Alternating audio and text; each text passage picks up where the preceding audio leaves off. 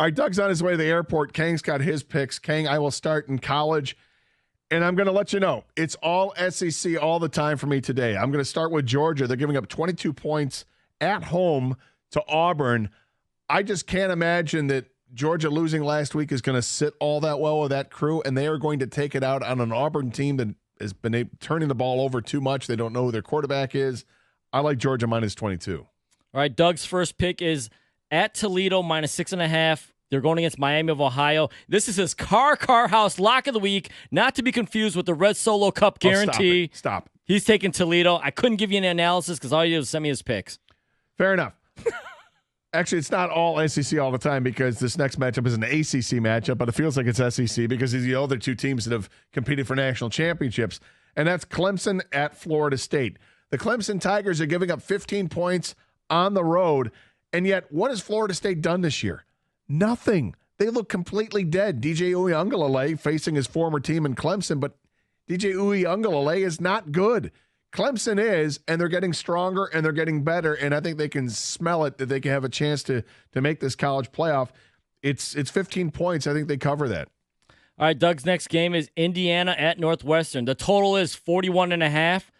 Doug likes the over. I like the over and that as well. I had like 5 games on my list, but I knew he was going to go with that game. Northwestern gets the running back back. Indiana's averaging like 50 points a game or whatever it is, so I think the over 41 is a pretty good one.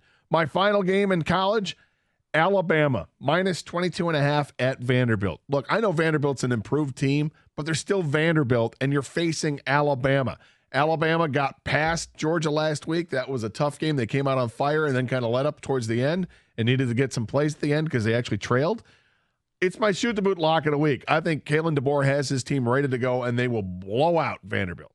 All right, Doug's next game is Cal getting 10.5 against Miami. Doug likes the fighting Jared Goffs. He'll take the 10.5 points in Cal. Interesting.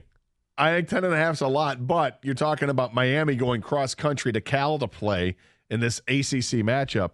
I kind of like Cal in that one as well. Switching gears to the NFL, the Vikings on the road against the Jets, who are on the road. This game is in London.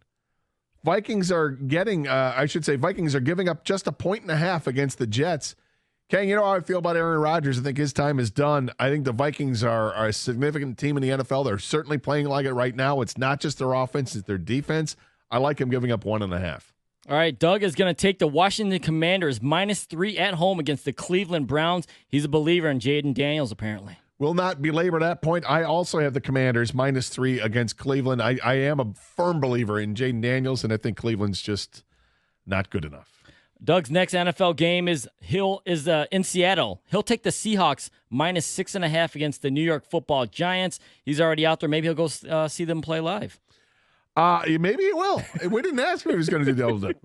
No, probably not. Miami is in a pick'em game at New England. Now, at first blush, this game looks like it's the one that you must miss because after watching Miami play the other night, good God, it was a horrible game. New England's not good. Miami's not good. It's a pick'em for a reason. But in the end, Kang, I think Miami just has more talent. And maybe Mike McDonald's heard enough about the press talking about how awful his team is. They'll come up with enough wrinkles to beat the Patriots. All right, Doug's last game is the Steelers versus the Cowboys. It's Steelers -2.5, I think, because he didn't write down the spread, but I think off the top of my head, that's what it is.